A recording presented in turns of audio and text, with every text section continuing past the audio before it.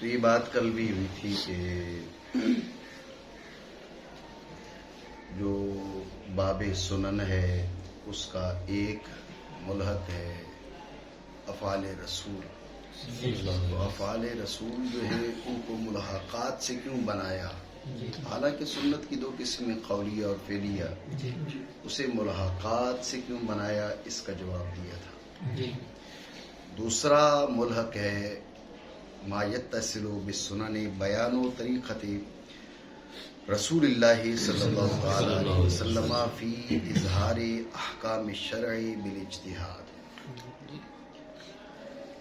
یعنی رسول اللہ صلی اللہ تعالی علیہ وآلہ وسلم کا جو انداز اظہار شرع ہے، انداز تبلیغ ہے، اس کو تقسیم کیا جا رہا ہے دو قسموں کی جانب. نمبر ایک بالوحی، نمبر دو بالاجتہاد. یعنی اظہار شرع، بیان شرع دو قسم پر ہے، ایک بالوحی ہے اور دوسرا بالاجتہاد. یہاں تک جس کا بیان آیا وہ بالوحی ہے.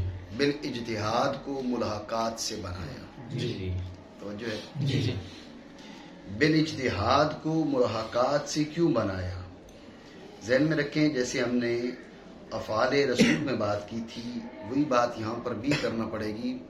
جو امور ملحقہ ہوتے ہیں وہ وہاں پر آپ کو دو چیزوں کی وضاحت ضروری ہوتی ہے. اول تو اس بحث سے الحاق درست ہے، یہ بھی ضروری ہے. اور یہ ضروری ہے کہ یہ جو بحث ہے وہ اس بحث کے ملحقات سے کیوں ہے، ملحقات سے کیوں ہے. جو اصالتاً بحث ہے اس سے کیوں نہیں بنی؟ کیونکہ جو ملحقات سے ہے اس میں ایک درجہ کم ہوتا ہے تو ملحقات سے بنتی ہے. اگر درجہ میں ماقبل کے برابر ہو تو ملحقات سے بنے ہی نہیں. ایک باپ کے دو بیٹے، ایک اصل ہو دوسرا اس کے ملحقات سے ہو تو نہیں بنتا. اس کا بیٹا اور پوتا، بیٹا اصل ہے، پوتے کو قرآن میں فرمایا نافلہ، حضرت سیدنا یعقوب علیہ نبی علیہ الصلوۃ والسلام. یہ بات سمجھ میں آتی ہے. ایک درجہ جب بڑھ جاتا ہے تو وہ اصل بن گیا، ایک درجہ کم ہے تو ابھی ملاقات سے شمار ہوتا ہے. تو لہٰذا جہاں پر بھی بات ملاقات کی ہوگی تو آپ کو دو باتیں بیان کرنا پڑیں گی. اول کہ اس کا الحاق درست ہے، ثانیاً الحاق تو درست ہے، اس میں کون سا درجہ کمی کا ہے جس کی وجہ سے اس کو ملحقات سے بنایا اور اس کو اصل نہیں بنایا. وہ جو ہے یہ دو باتیں بیان کرنا پڑے گی. تو پہلی بات یہ کہ اس کا الحاق درست ہے، اس باب کا الحاق درست ہے. کیوں؟ اس لیے کہ یہ بھی اظہار شرع ہے، اظہار شرع کی ایک قسم ہے. ماقبل میں جو بیان ہوا یعنی اظہار شرع کی دو قسمیں بیان کی، اظہار شرع کے دو طریقے بیان کیے، اظہار شرع بالوحی اور اظہار شرع بالاجتہاد. اظہار شرع بالوحی بھی اظہار شرع ہے، تبلیغ ہے. اظہار شرع بالاجتہاد بھی اظہار شرع ہے، تبلیغ ہے. اظہار شرع بالوحی اس کی بھی اتباع لازم، اظہار شرع بالاجتہاد اس کی بھی اتباع لازم. تو پھر دونوں ہمارے لیے واجب اتباع ہوئے، تو دونوں کو باب سنن میں شمار کر سکتے نہیں کر سکتے. لہذا الحاق درست ہے. پہلی بات ہو چکی، ٹھیک ہو گیا. اب آتے ہیں دوسری بات کی طرف کہ پھر جب یہ اظہار شرع ہی ہے تو الگ قسم بنانے کی اور اس کو ملحقات میں شمار کرنے کی کیا ضرورت ہے؟ تو ذہن میں رکھنا، جیسے بات ہم نے افعال رسول میں کی تھی اسی قسم کی بات یہاں پر بھی ہوگی.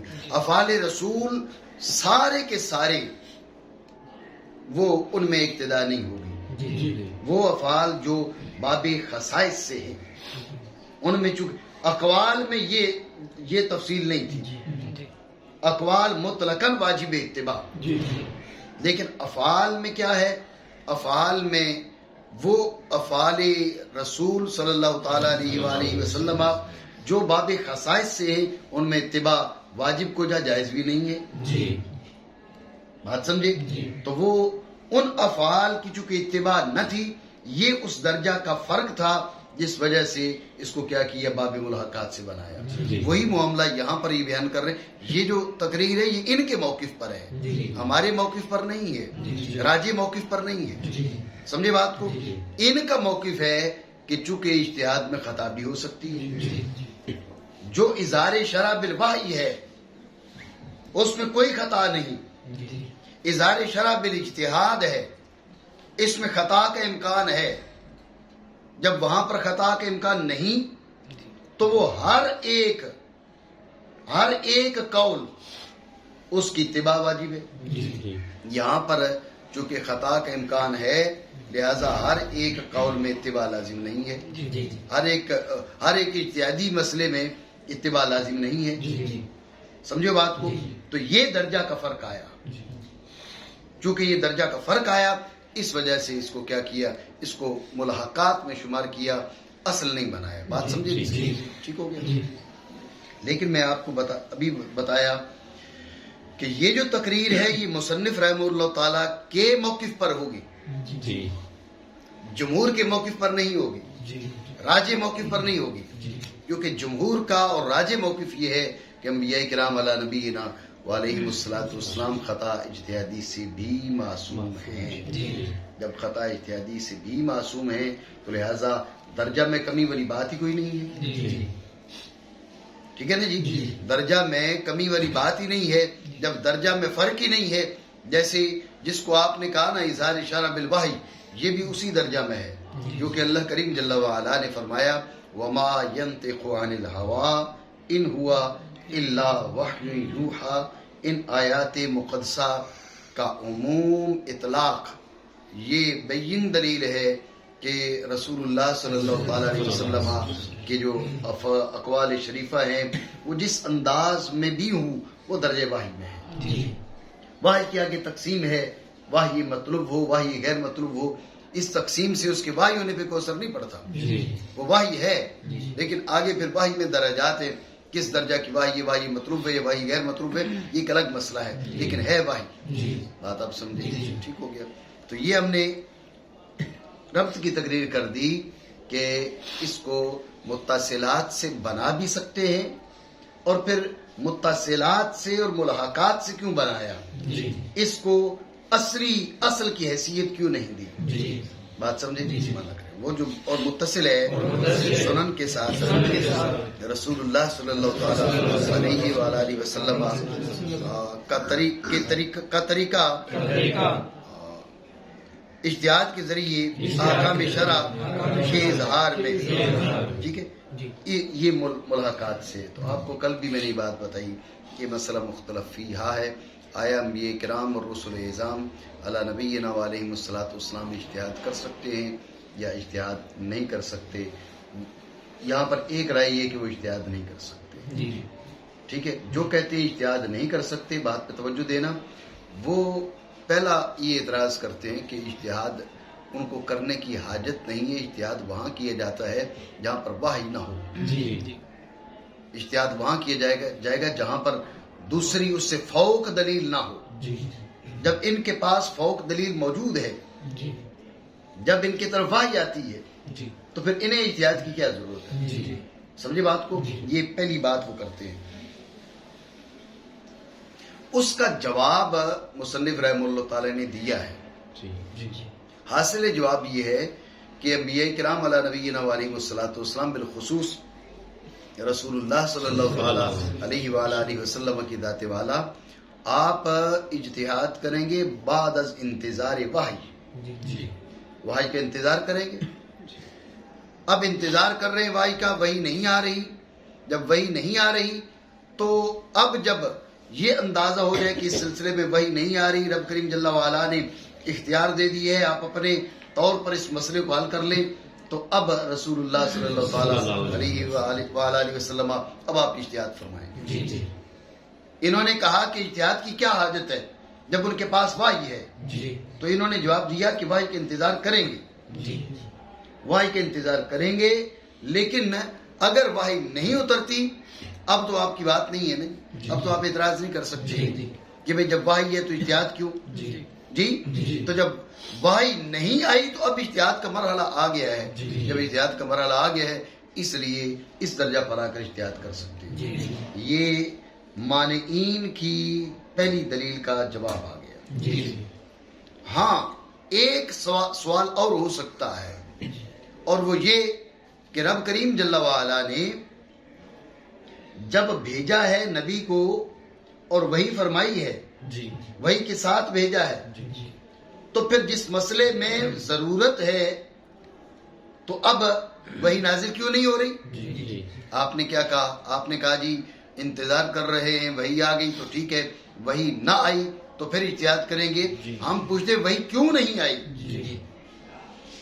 وہی کیوں نہیں آئی؟ وہی کو آنا چاہیے. اللہ رب العالمین نے بھیجا ہے نبی بنا کر اس کی جانب ان کی جانب وحی فرمائی ہے تو پھر اس مسئلہ درپیش ہے، ضرورت ہے تو پھر وحی کیوں نہیں آ رہی؟ وجہ ہے آپ سمجھے. وحی نہ آنے میں حکمتیں ہیں بے شمار. ان میں سے ایک حکمت ہے اس نبی کی حیثیت کو واضح کیا جا رہا ہے کہ یہ نبی شارع کی حیثیت رکھتا ہے. یعنی ما احل رسول اللہ فهو مثل ما احل اللہ وما حرم رسول اللہ فهو مثل ما حرم اللہ. جیسے حضور حلال کر دیں وہ ایسے ہی جیسے رب نے حلال کیا ہے، جیسے حضور حرام کر دیں ویسے ہی جیسے رب نے حرام کیا ہے. ہر ایک مسئلہ میں اگر وحی ہی اترے تو رسول کی یہ حیثیت واضح نہیں ہوتی، نبی کی حیثیت واضح نہیں ہوتی. بات سمجھے؟ ایک یہ حکمتیں انگنت ہیں. ایک اور حکمت سمجھے، بات آگے چلاتے ہیں. دوسری حکمت یہ ہے کہ اللہ رب العالمین نے انبیاء کرام کو اور بالخصوص رسول اللہ صلی اللہ علیہ وسلم کی ذات والا کو بھیجا ہے. آپ نے صرف پیغام سنانا نہیں ہے، کر کے دکھانا ہے، ان کی تربیت کرنی ہے، تدریب مشق کروانی ہے. ٹھیک ہے. اب سارے احکام وہی سے آئیں. نبی اجتہاد نہ کریں، جب اجتہاد کریں گے نہیں، صحابہ اجتہاد کرتا دیکھیں گے نہیں، صحابہ کو اندازہ نہیں ہوگا اجتہاد کیسے کیا جاتا ہے. جب نبی علیہ الصلوۃ والسلام کا وصال ہو جاتا ہے، صحابہ کے سامنے کوئی مسئلہ درپیش ہے، اجتہاد کی ضرورت پڑتی ہے، اجتہاد کرتے کبھی دیکھا ہی نہیں. بات سمجھے نہیں؟ آپ دیکھیں نا جی، آپ کتابوں میں انگنت مسائل پڑھتے ہیں. میت کو غسل دینا پڑ جائے تو بندہ خود میت ہو جاتا ہے، توحید ٹینشن بن جاتی ہے، غسل کیسے دے. خود پر ساری زندگی پڑھتے بھی رہے، پڑھاتے بھی رہے، لیکن جب سامنے آ گیا دشواری بن گئی. کیوں؟ پریکٹیکل نہیں کیا تھا. اس بات کو سمجھے، پریکٹیکل کی انسانی زندگی میں بہت بڑی حیثیت ہوتی ہے. اب اللہ کے نبی علیہ الصلوۃ والسلام نے طریقہ سکھانا تھا، بتانا تھا، مشق کروانی تھی. اس لیے آپ علیہ الصلوۃ والسلام نے اجتہاد کر کے دکھایا. یہ طریقہ اجتہاد کا. یہ ہر مسئلے میں اگر کسی مسئلے میں وحی نازل نہیں ہوتی تو اس میں حکمت یہ بھی ہے. ہم نے سوال کیا کیا تھا؟ سوال یہ کیا بھائی چلے یہ بات مان لی. انہوں نے اعتراض کیا کہ جب اللہ نے ان کے یہ اجتہاد کیوں کریں گے؟ اجتہاد وہاں کیا جاتا ہے جہاں پر فوق دلیل موجود نہ ہو. جہاں پر فوق دلیل موجود ہے تو پھر احتیاط کیوں کرے؟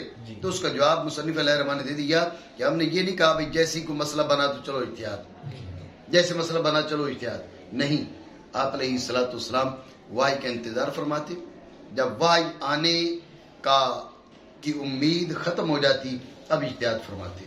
اب یہ آپ اعتراض نہیں کر سکتے جب فوق دلیل نہیں ہے نا، اس لیے احتیاط کر رہے ہیں. اب آپ کہہ ہی نہیں سکتے. ٹھیک ہے. رہا یہ سوال کہ بھئی پھر رب نے وہی بھیجی کیوں نہیں ہے، تو اس کا ایک جواب ہے کہ اس میں نبی کی عظمت کا اظہار ہے، نبی کی شان کا اظہار ہے. دیکھو نا، ہر ایک بات بھئی یہ تو نرا میسنجر ہے، یہ خالی پڑھ کے سناتا ہے. ان کو کوئی اور حیثیت نہیں دی اللہ رب العالمین نے. رب کریم جل وعلا نے انبیاء کرام علی نبینا علیہ الصلوۃ والسلام کو عزتوں اور عظمتوں سے نوازا ہے اور وہ چاہتا ہے کہ میرے ان پیغمبروں کی عزت اور تعظیم کی جائے. سمجھے بات کو؟ یہ تو ایک الگ موضوع بن جائے گا، میں اس پہ گفتگو نہیں کر رہا. یہ سمجھے کہ وہ چاہتا ہے کہ عزت اور تکریم و تعظیم کی جائے. تو اگر یہ حیثیت تو نہیں ان کا تو کام تھا بھائی خالی پڑھ کے سنا دینا، ادھر سے ایسے بس ٹیکسٹ کر دو ادھر جا کے پہنچ جاتا ہے، جیسے لکھو ویسے جاتا ہے، واٹس ایپ کر دو. تو اللہ رب العالمین اس ہستی کے ذریعے بس خالی ہم کو جو ہے نا وہ میسج بھیج رہا ہے. نبی کی حیثیت اللہ کے دربار میں واضح نہ ہوتی. ہم یہ سمجھتے بھائی ان کا کام خالی پڑھ کے سنانا ہے. اللہ رب العالمین نے وحی نازل نہیں فرمائی تو خود فیصلہ کر، تیرا فیصلہ میرا فیصلہ ہے. اس سے نبی کی حیثیت واضح ہوتی ہے. امت کی نگاہ میں انبیاء کرام علیہ نبینا علیہ الصلوۃ والسلام کی حیثیت، مقام اور مرتبہ اجاگر ہوتا ہے. ایک یہ حکمت. ایک دوسری یہ حکمت ہے کہ رسول اللہ صلی اللہ علیہ وسلم جو کہ آخری نبی ہیں، آخری رسول ہیں، آپ نے امت کو صرف پڑھ کے نہیں سنانا تھا، آپ نے مشق کروانی تھی، تدریب کروانی تھی، وہ کردار اپنا کے دکھانا تھا. اب جن مسائل میں نصوص شرعیہ موجود نہیں ہیں، امت مسلمہ کو حکم ہے کہ اجتہاد کریں، فاعتبروا یا اولی الابصار. تو اب اجتہاد کریں، اجتہاد کیسے کریں؟ کبھی کرتے دیکھا ہی نہیں ہے. جب گلے پڑی تو انسان کو ٹینشن بن گئی، اب کریں تو کریں کیا، یہ کام تو کبھی کیا نہیں ہے. اس لیے آپ علیہ الصلوۃ والسلام کی طرف بعض معاملات میں اگر واہی نہ کی گئی تو تاکہ اجتہاد کریں اور صحابہ دیکھیں اجتہاد کیسے کر رہے ہیں. اور اسی لیے آپ علیہ الصلوۃ والسلام سے کئی مسائل پوچھے جا رہے ہیں تو آپ علت کی طرف اشارہ کر رہے ہیں. کوئی پوچھے یا رسول اللہ میرے والد پر یا والدہ پر حج ہے تو میں کروں؟ آپ نے فرمایا اگر قرضہ ہوتا تو تم نے ادا کرنا تھا، عرض کی کرنا تھا. فرمایا رب کا جو دین ہے وہ زیادہ حق رکھتا ہے ادا کر. یا رسول اللہ یہ جو بلیاں ہیں یہ تو گھروں میں آتی رہتی ہیں. اب بلی درندہ ہے نا جی، جب بلی درندہ ہے، درندے کا جھوٹا ناپاک ہے. آپ علیہ الصلوۃ والسلام نے فرمایا یہ فإنها من الطوافین علیکم والطوافات، یہ جو ہے تم پر بار بار چکر لگانے والوں، چکر لگانے والیوں سے ہے. قرآن عظیم میں ارشاد فرمایا نا بھائی سارے لوگ اجازت لے کر آئیں گے لیکن یہ جو تمہارے خدام ہیں یہ فقط 3 وقت اجازت لیں، اس کے علاوہ اجازت نہ لیں. کیوں؟ فرمایا یہ تم پر طوافون اور طوافات سے ہیں. ہر بار آ کے دروازہ بجائیں گے، تم اٹھ کے جا کے دیکھو گے کون ہے. اب دن میں ان کے 50 چکر لگتے ہیں گھر کے اندر. اب ان 50 چکروں میں 50 بار تمہیں دروازے پر جانا پڑے گا. گھر کا فرد ہو، گھر کا نوکر ہو، 50 سے زیادہ چکر بھی لگ جاتے ہیں. بار بار جانا آنا، جانا آنا، جانا آنا انتہائی دشواری بن جائے گی. تو حج تو عذر و اشارہ مدفوع ہے. اس لیے فرمایا وہ مخصوص اوقات جن اوقات میں تمہیں پردے کی ضرورت ہے ان اوقات میں آئیں تو اجازت لے کر آئیں. اس کے علاوہ انہیں بغیر اجازت کی ضرورت نہیں ہے، بغیر اجازت کے آ سکتے ہیں. چھوٹ مل گئی ہے. تو اب یہ قرآن عظیم میں ہے. ادھر آپ علیہ الصلوۃ والسلام نے فرمایا چھوٹ مل گئی ہے، اس لیے کہ ویسے تو درندے کا جھوٹا ناپاک ہے. اب یہ بلی جناب والا پتہ چلا تمہاری ہانڈیوں میں گھسی ہوئی ہے، چولہے کے پیچھے جا کر بیٹھی ہوئی ہے تو جو ہے نا وہ کچن کے اندر چلی گئی، یہ گھومتی رہتی ہے. ان سے کیسے اجتناب ہو؟ اس لیے فرمایا کہ من الطوافین علیکم والطوافات ہے. جب یہ ہے تو لہٰذا حرج مدفوع ہے. تو ان کا جھوٹا وہ حیثیت نہیں رکھتا جو کتے کا جھوٹا حیثیت رکھتا ہے یا دیگر درندوں کا جھوٹا حیثیت رکھتا ہے. آپ علیہ الصلوۃ والسلام نے اجتہاد کر کے دکھایا، اسلوب سمجھایا. بات سمجھے؟ تو پہلا سوال کیا تھا کہ بھائی ان کے پاس جب وحی ہے تو یہ اجتہاد کیوں کریں گے؟ تو اس کا جواب آ گیا. ٹھیک ہے. دوسرا اعتراض یہی کیا جاتا ہے کہ بھئی اگر اجتہاد کریں گے تو اجتہاد میں خطا ہے. اجتہاد میں خطا ہوگی تو مفاسد ہیں. تو اس کا جواب جو ہے مصنف نے دیا ہے، لیکن یہ جواب غیر مردی ہے. مصنف نے یہ جواب دیا کہ خطا ہو سکتی ہے لیکن اس پہ باقی نہیں رکھے جاتے. اگر باقی رکھے جائیں تو پھر یہ دلیل قطعی ہے کہ یہ عند اللہ ثواب ہے. جو مانعین ہیں اجتہاد سے، منع کرتے ہیں انبیاء کرام علیہ السلام کے اجتہاد کو، ان کی دوسری دلیل یہ ہے کہ اگر اجتہاد کریں گے تو اجتہاد میں خطا باقی ہوتی ہے اور خطا میں ان گنت مفاسد ہیں. تو اس کا مصنف رحمہ اللہ تعالی نے جواب دیا. حاصل جواب یہ کہ انبیاء کرام علیہ السلام انبیاء کرام علیہ السلام اجتہاد فرماتے بھی ہیں اور اجتہاد میں خطا ہو بھی سکتی ہے. لیکن اجتہاد اس خطا پر باقی نہیں رکھے جاتے. جب باقی نہیں رکھے جاتے اس پر مقر نہیں ہوتے, اس سے ہٹا دیے جاتے ہیں, لہٰذا اب وہ جو مفاسد ہیں ان کا ازالہ ہو جاتا ہے. بات سمجھے؟ لیکن آپ ذہن میں رکھیں یہ جو آپ جاندار نہیں ہے, یہ جو آپ جاندار نہیں ہے. کیوں؟ اس لیے کہ ہم نے کل کی گفتگو میں یہ بات کی ہے کہ وہ جو جتنا وقت نئی وحی نہیں آ رہی, اتنا وقت تو شریعت کو آپ نے مشکوک کر دیا ہے, اور پھر ہمارے حق میں بھی مشکوک ہو گئی ہے. پتہ نہیں یہ فیصلہ جو تھا وہ اجتہادی تھا یا بالوحی تھا. اگر اجتہادی تھا ہو سکتا ہے کہ اس پر جو وحی نازل ہوئی ہو, وحی اتری ہو, وہ ہمیں پہنچی نہ ہو. یہ ممکن ہے, ممکنات سے ہے. سمجھے بات؟ ایسی بے شمار باتیں ہیں کہ جو دیکھیں نا جی, فلاں فلاں کتابیں لکھی گئیں, اب ہزاروں کتابیں تو وہ ہیں جو ہم تک پہنچی نہیں ہیں.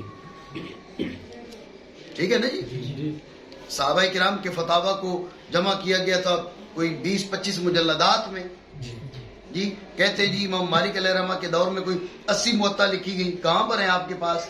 ایک موطا امام محمد ہے, ایک موطا امام مالک ہے, تیسری کون سی موطا ہے آپ کے پاس؟ جی تو مقصد ہے کہنے کا ہزار ہا کتب حدیث, یہ مبالغہ نہیں ہے, ہزار ہا کتب حدیث لکھی گئی اور ہم تک نہیں پہنچی.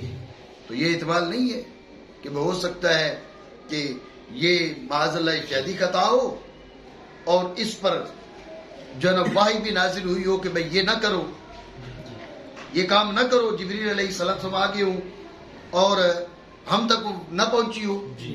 یہ شک پیدا ہو رہا ہے, نہیں ہو رہا, یہ پیدا ہو جاتا ہے. یہ خرابیاں اسی صورت میں ہیں کہ جب آپ نے معاذ اللہ انبیاء کرام علیہ السلام سے اجتہادی خطا کے صدور کی بات کی ہے.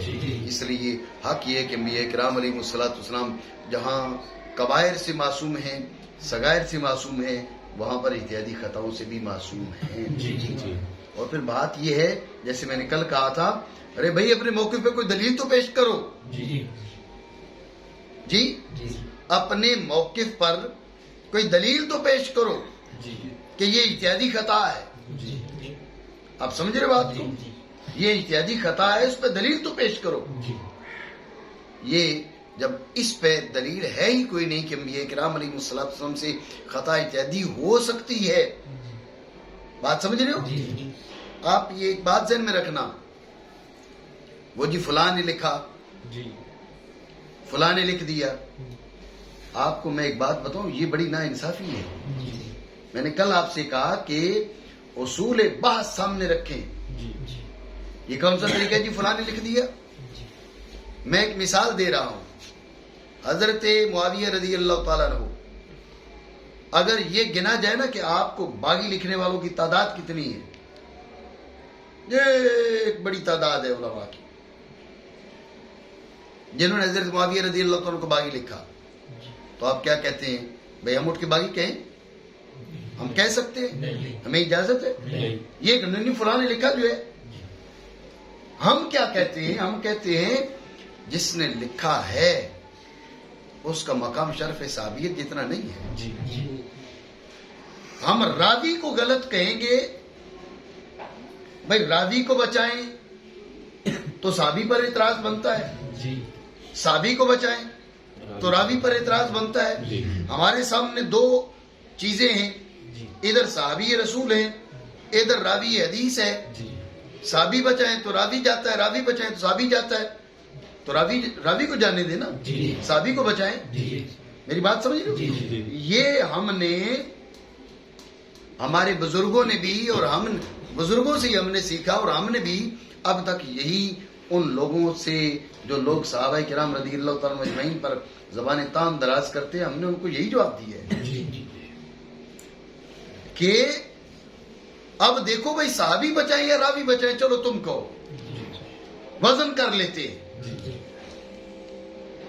اگر راوی بچاتے ہیں جی راوی صادق تھا تو صحابی ہاتھ سے جاتا ہے, صحابی کی شان پر اعتراض بنتا ہے. صحابی کو بچائیں تو راوی کے بارے میں ہمیں یہ کہنا پڑے, ہم تھوڑے کہہ رہے ہیں وہ جھوٹ بول رہے ہیں. صاحب ہو سکتی ہے یار, ہم نے کہا کون سا کہ وہ کذاب تھا, وہ وضاح تھا, کو ہلکا سا اعتراض بن جائے گا. جی تو ذہن میں رکھیں اب تک یہ درس دیا ہم نے صحابہ کرام رضی اللہ تعالیٰ اجمعین، ان کے مقام مرتبہ، ان کی حیثیت کی حفاظت کے لیے کہ اگر کسی راوی نے اس قسم کی بات کی ہے تو ہم راوی کو نہیں بچائیں گے، صحابی کو بچائیں گے۔ ادب کا تقاضا یہ ہے۔ بات سمجھے؟ مجھے سمجھاؤ کہ صحابی کو بچانے کے لیے راوی پر اعتراض کر سکتے ہو؟ تو نبیوں کی شان تو ہے ہی کوئی نہیں جی، ان کی کون سی شان ہے؟ بس فلاں نے لکھ جو دی ہے، اور لکھ دیا ہے، اس کو تم صحابی کے لیے نہیں مان رہے تھے، نبی کے لیے مان رہے ہو۔ میری بات آپ سمجھے؟ یہ کون سا ترازو ہے آپ کے پاس؟ بھائی ایک طرف تم جناب والا ایک صحابی رسول کو، میں یہ نہیں کہہ رہا کہ جو صحابہ کرام اور بالخصوص حضرت معاویہ رضی اللہ عنہ کی بات کی ہے تو لہٰذا ہم ان راویوں کی بات مان کر جو ہے نا وہ ہم ان پر معاذ اللہ کیچڑ اچھالتے رہے۔ میرا یہ موقف نہیں ہے، میرا یہ موقف نہیں ہے۔ تو ہمارے بزرگوں کا طریقہ یہی ہے کہ صحابہ کرام رضی اللہ تعالیٰ ہاں جو صحابی نہیں ہیں، جو بعد والے ہیں، ہم ان کے لیے کوئی رو رعایت نہیں کرتے۔ کیوں رو رعایت نہیں کرتے؟ ارے بھائی دے لے لو اس سے، تو کچھ توڑے گا۔ تو مسئلہ یہ ہے کہ میں بیان کروں صحیح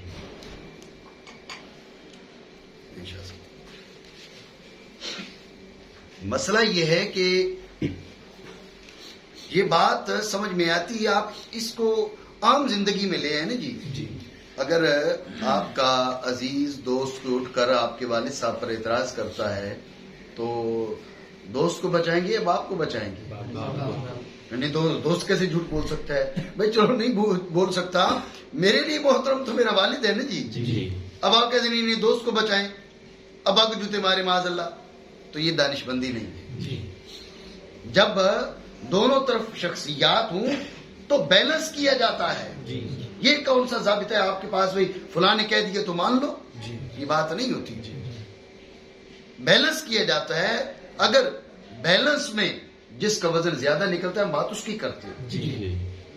اب صحابہ کے برابر بیلنس کس کا آیا بھائی؟ صحابہ کے برابر بیلنس کسی کا نہیں ہے۔ ہم عزت والوں کو مانتے ہیں لیکن صحابہ کے برابر بیلنس جو ہے وہ نہیں ہے۔ جب صحابہ کے برابر بیلنس نہیں ہے اس لیے ہم صحابہ کرام رضی اللہ تعالیٰ عنہم اجمعین کی بے ادبی کے معاملے میں ہم ایرے گیرے کی بات نہیں مان سکتے۔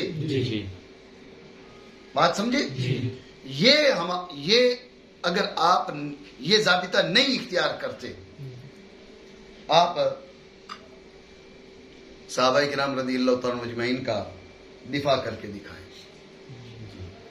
یہ والا ضابطہ آپ نہیں عمل کرتے، جس پر بات میری ذہن میں رکھیں، اس پہ آپ عمل نہیں کرتے، اس کو اختیار نہیں کرتے، آپ کہتے نہیں ایرے گہرے نتھو خیرے کی بات ہم مانیں گے، پھر آپ صحابہ کرام رضی اللہ تعالیٰ اجمعین ان کے مقام اور مرتبہ کا دفاع کر کے دکھائیں۔ نہیں ہو سکتا بھائی۔ اس لیے میں نے آپ کو کہا بھائی اصول کی جانب آئیں، بحث کے کوئی اصول ہیں، آداب ہیں۔ یہ تھوڑے جی کسی نے کہہ دیا تو چلو جی اب کہہ دیا تو تردد میں پڑ گئے۔ بھائی کہہ دیا اس کا بیلنس دیکھو، اس کا وزن دیکھو، وزن کتنا ہے۔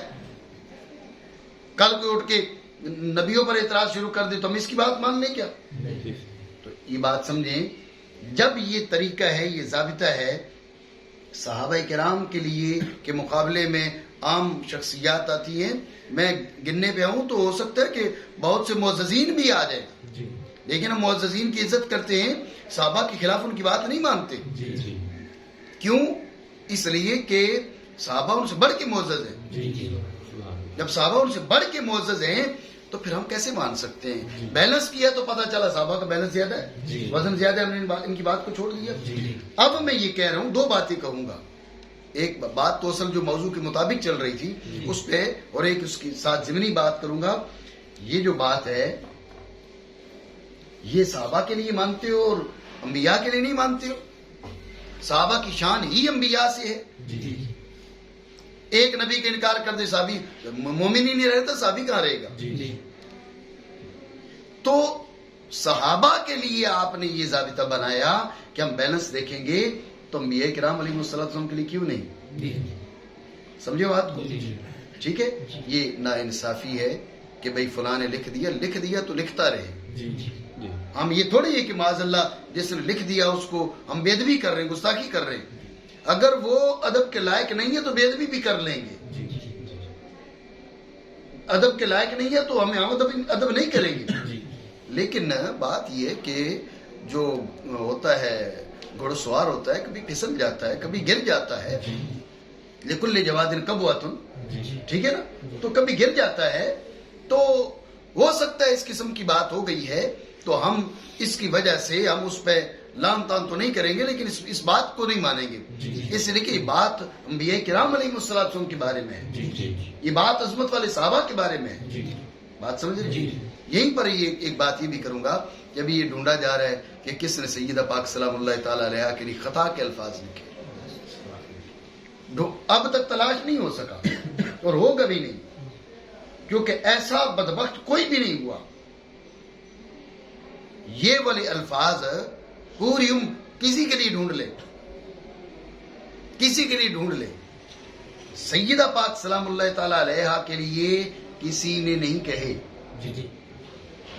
کیونکہ ایسا ہوا نہیں. تو کہتا کوئی کیوں جی. لیکن اگر کہتا بالفرض کہہ بھی دیا ہو تو یا کیا حضرت معاویہ رضی اللہ تعالیٰ عنہ کی شان و عظمت ہے اور حضور کی لخت جگر کی کوئی عزت نہیں. یہاں پر جب تک تم حضور کی بیٹی کی بے ادبی نہ کرو تو تمہاری سنیت ہی نہیں ٹکتی. لعنت ہے ایسی سنیت پر جو سیدہ پاک کی گستاخی کے بعد حاصل ہو. کوئی سنیت نہیں ہے یہ, سمجھ رہے ہو بات. ہاں بالکل, میں برملا لعنت کر رہا ہوں ایسی سنیت پر جو حضور کے خاندان کی بے ادبی کر کے, گستاخی کر کے, حضور کی بیٹی کی بے ادبی کر کے جو سنیت بنتی ہے. لعنت ہے ایسے.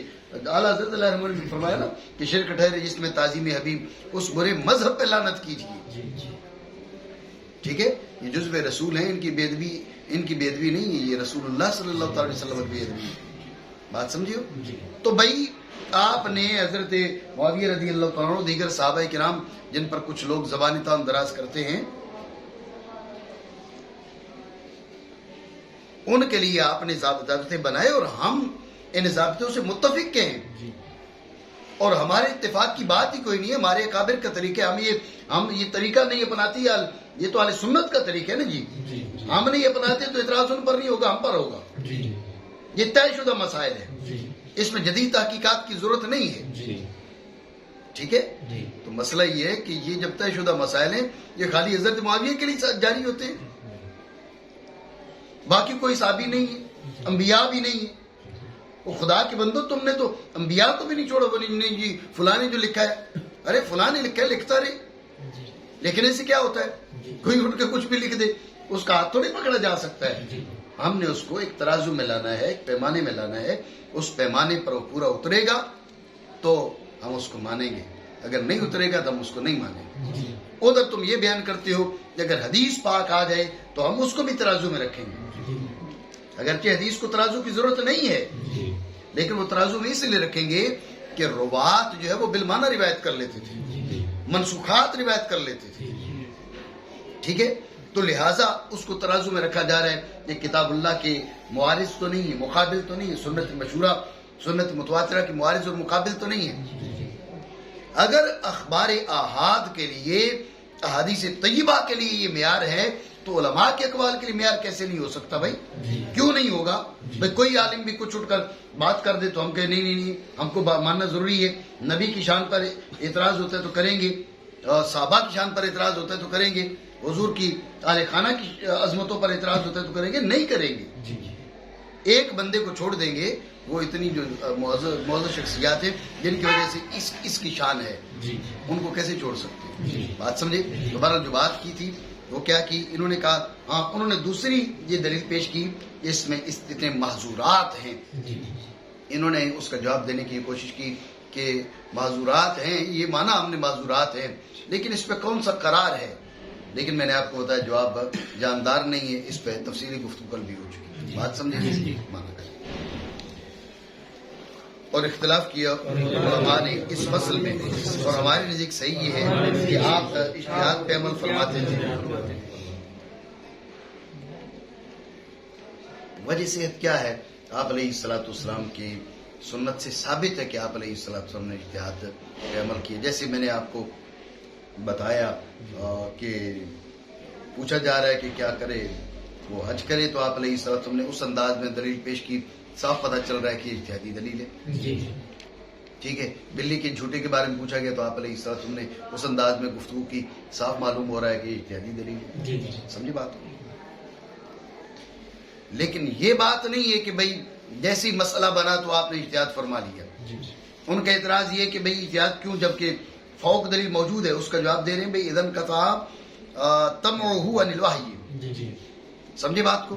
جب منقطع ہو جاتی امید وحی سے, اب اس کے لیے کتنا انتظار کریں گے وحی کا, تو اس کی جواب کی طرف اشارہ کر دیے فی مبتلی بہ. موشی نے کہا 3 دن, لیکن یہ بے جان سی بات ہے. 3 دنوں پہ کون سی دلیل ہے؟ مسئلہ سامنے پڑا ہوا ہے, جان جا رہی ہے, اور 3 دن بیٹھے رہیں گے, انتظار کرتے رہیں گے وحی کا. یہ بات نہیں ہے. اذن قطع تمعه عن الوحی فی مبتلی بہ. جو معاملہ سامنے آیا ہوا ہے, اس معاملے میں وحی کی امید ختم ہو جائے. جو معاملہ بنا پڑا ہے, معاملہ ایسا ہے کہ اس کو سالوں مؤخر کیا جا سکتا ہے, معاملہ ایسا ہے کہ جس کو 2 گھڑی مؤخر نہیں کیا جا سکتا. جی, تو لہذا وقت طے کرے گا یہ معاملہ کیسا ہے. معاملہ ایسا ہے کہ فیصلے کی ابھی ضرورت ہے, تو پھر اسی وقت جو ہے آپ علیہ السلام کچھ وقت انتظار کریں گے, چند لمحات, نہیں تو اجتہادی فیصلہ کر دیں گے. اور اگر اس وقت جو ہے نا اس کو مؤخر کرنے میں کوئی حرج نہیں ہے. بعض اوقات بعض صحابہ نے آ کر پوچھا یا رسول اللہ اس بارے میں کیا فرماتے ہیں؟ آپ علیہ السلام نے فرمایا اس بارے میں مجھ پر کوئی وحی نہیں اتری. اگلے دن وہ آئے, تیسرے دن آئے, دوسرے دن آئے, تو آپ علیہ السلام نے ان کو بتا دیا یہ مسئلہ ایسے جبریل آ گئے تھے, مجھے بتا دیا تھا. اور بعض اوقات کہا تو ادھر ہی ابن ام مکتوم بیٹھے ہوئے تھے, جب یہ فرمایا گیا کہ مجاہدین اور غیر مجاہدین برابر نہیں ہو سکتے, تو انہوں نے کہا یا رسول اللہ میں تو نابینا ہوں, میں کیا کروں گا. ادھر ہی جو ہے نا وہ وحی نازل ہو گئی غیر ولی ضرر. یہ اضافہ اس میں اللہ رب العالمین نے وہی نازل فرما دیا. بات اب سمجھے؟ تو لہٰذا یہ طے کرنا کہ 3 دن یا 2 دن, نہ تو اس پہ کوئی دلیل ہے اور نہ یہ معقول بات ہے. اس لیے کہ کوئی مسئلہ ایسا ہے کہ جو چند گھڑی کا ہے, اسی لمحے فیصلہ کرنا ہے, اب 3 دن انتظار والی بات ہی نہیں ہے. اس لیے مصنف رحمہ اللہ تعالیٰ فرمایا کہ اذن قطع تمعه عن الوحی فی مبتلی بہ. جو مسئلہ درپیش ہے, جس میں مبتلا ہے, اس میں وحی کی امید منقطع ہو جائے تو اب اجتہاد فرمائیں. ٹھیک ہو گیا؟ اب ان کا اعتراض تھا بھائی اس میں تو خطا ممکن ہے. جب خطا اجتہاد میں خطا ممکن ہے تو پھر اس میں معذورات, تو اس کا جواب دیتے اور نہ ٹھہرائے جاتے تھے خطا پر.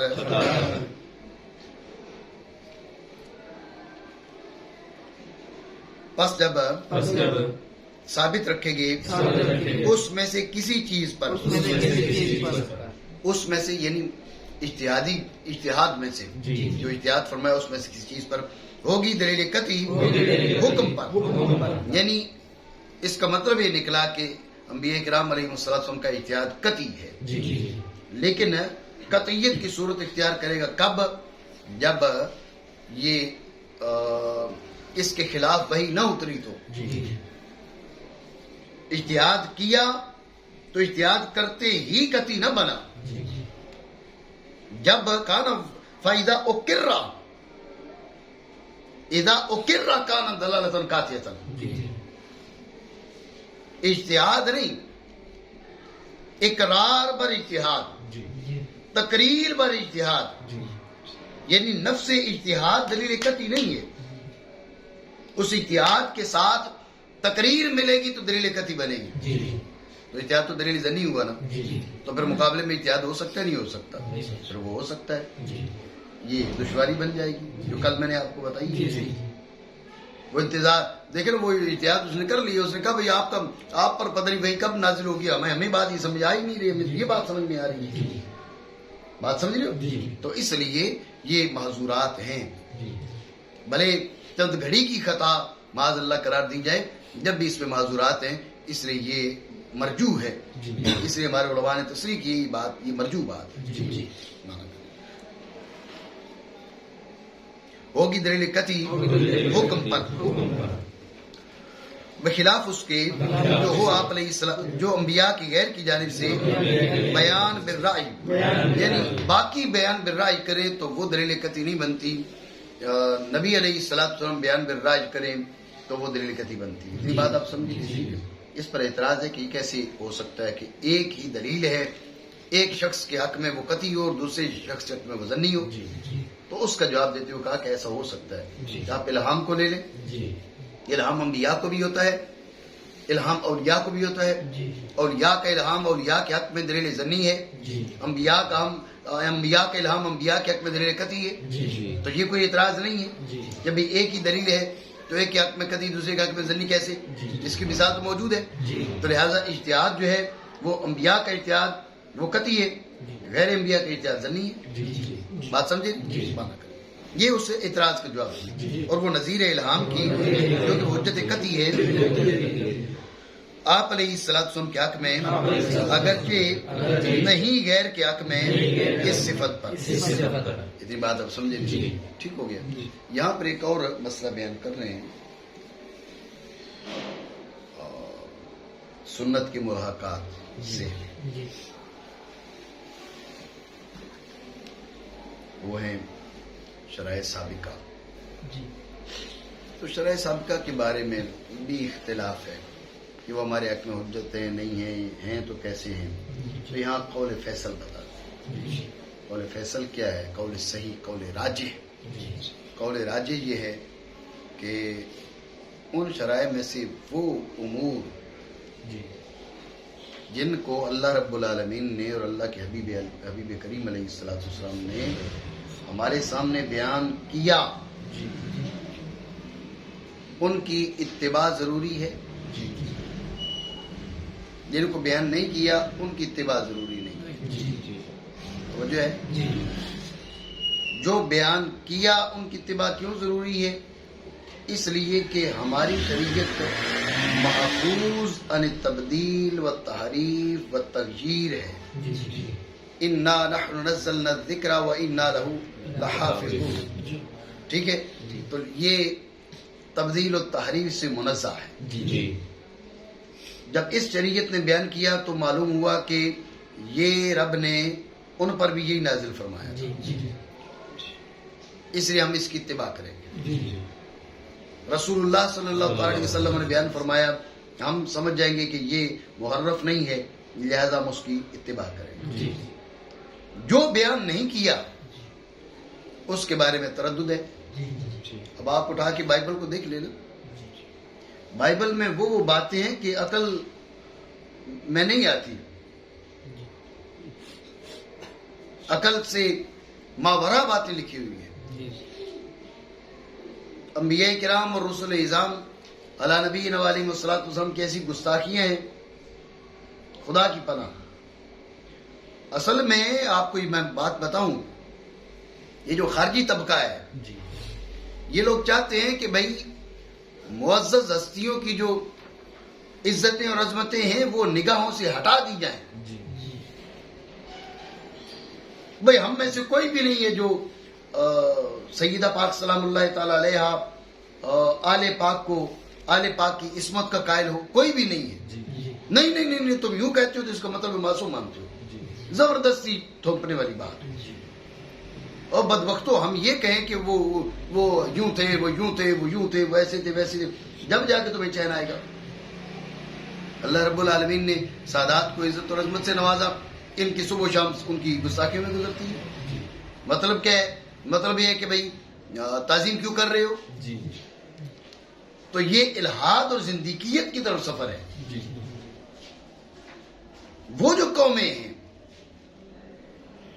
بائبل کے کو لکھنے والے لوگ، ان کا یہ مزاج تھا، جو اصل میں جس مناسبت سے میں نے بات کی، معاذ اللہ حضرت لوط علیہ السلام کے بارے میں یہاں تک لکھ دیا کہ انہوں نے اپنی بیٹیوں کے ساتھ بدکاری کی، شراب پی اور ایک دن ایک بیٹی کے ساتھ بدکاری کی اور دوسری بیٹی کے ساتھ بدکاری کی۔ معاذ اللہ مجھ سے جی. تو جن کی فکر یہاں تک پہنچی ہوئی ہے اب ان کی باتیں قابل اتباع تو نہیں ہو سکتی نا. اس لیے یہ محرف ہے جو رسول اللہ صلی اللہ علیہ وسلم نے قرآن عظیم نے بیان کیا. ہمیں یقین ہے کہ یہ من اللہ ہے، لہذا ہم اس کی اتباع کریں گے، باقی کی اتباع نہیں کریں گے. اتنی بات سمجھیں. لیکن جس کی اتباع نہیں کریں گے یہ بات آسان ہے. جب کان اتباع کریں گے تو پھر بات یہ کہ ہم تو پھر ان کی شریعتوں کے متبع ہوئے. ہم تو موسیٰ علیہ السلام کی اتباع کرنے والے ہوئے، ہم تو عیسیٰ علیہ السلام کی اتباع کرنے والے ہوئے، ہم تو حضور کے متبع نہ ہوئے. جی یہ وہ نقطہ ہے جس پر جن علماء نے منع کیا ہے ان کی دلیل یہ ہے کہ وہ شریعتیں ہمارے لیے حجت کیسے ہیں، وہ ہمارے لیے حجت کیوں ہیں، ہم تو حضور کے پیروکار ہیں. تو اس کا جواب دیتے ہوئے کہا الا انہ شریعت لرسولنا، ان کی اتباع اس حیثیت سے نہیں ہے کہ وہ شریعت موسویہ ہے، ان کی اتباع اس حیثیت سے شریعت محمدیہ ہے. ہم نے اس لیے نہیں مانا کہ تورات میں آ گیا، ہم نے اس لیے مانا کہ قرآن میں آ گیا، ہم نے اس لیے نہیں مانا کہ انجیل میں آیا ہے، ہم نے اس لیے مانا کہ رسول اللہ صلی اللہ علیہ وسلم کی زبان اقدس پہ جاری ہوا ہے. تو اتباع یہ دیکھ کر نہیں کریں گے کہ یہ شریعت موسویہ ہے، یہ دیکھ کر کہ شریعت محمدی ہے، لہذا یہ اعتراض نہیں ہوگا کہ بھئی ہم امتی تو ان کے ہیں تو ان کی پیروی کیوں کر رہے ہیں، ہم ان کے امتی ہیں انہی کی پیروی کر رہے ہیں کیونکہ انہوں نے بیان کیا ہے. بات سمجھے. اور وہ جو متصل ہے ہمارے نبی علیہ السلام کی سنت کے ساتھ شرائع ہیں آپ علیہ السلام سے پہلوں کی، اور قول اختلاف ہے اس میں، قول صحیح کہہ کر اشارہ کر دیا اختلاف کی طرف. قول صحیح اس میں یہ ہے کہ جو بیان کیا اللہ نے یا اس کے رسول نے ان میں سے بغیر انکار کے، یہ بھی ضروری ہے، اگر بیان کیا اور انکار کر دیا فَبِظُلْمٍ مِّنَ الَّذِينَ هَادُوا حَرَّمْنَا عَلَيْهِمْ، ابھی فرماتے فَبِظُلْمٍ مِّنَ الَّذِينَ هَادُوا، ان کے ظلم کی وجہ سے یہ کام ہوا ہے. مطلب یہ کہ یہ غیر ظالمین کے لیے حکم ہے ہی نہیں، جو لہٰذا ان کے ظلم کی وجہ سے جو ان پر چیزیں حرام کی گئی تھی واقعی پر حرام ہے ہی نہیں. سمجھی بات کو. بغیر انکار کے لازم ہے ہمیں اس بنا پر کہ وہ ہمارے رسول صلی اللہ علیہ وسلم کی شریعت ہے. ٹھیک ہو گیا.